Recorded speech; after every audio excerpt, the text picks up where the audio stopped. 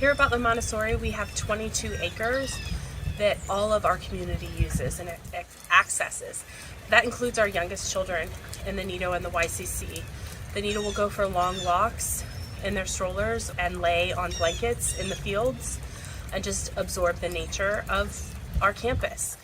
The YCC will team up with the intermediates and go for some team walks so we can go into the woods and explore nature that way. As you can see, we have a beautiful playground that we spend a lot of time on as well. So we get outside daily and we get as far away from the building as we possibly can to just kind of absorb and see what we can find and explore, and that gives us more vocabulary and language acquisition and fresh air to move our bodies, just really enjoy all there is to offer here at our campus.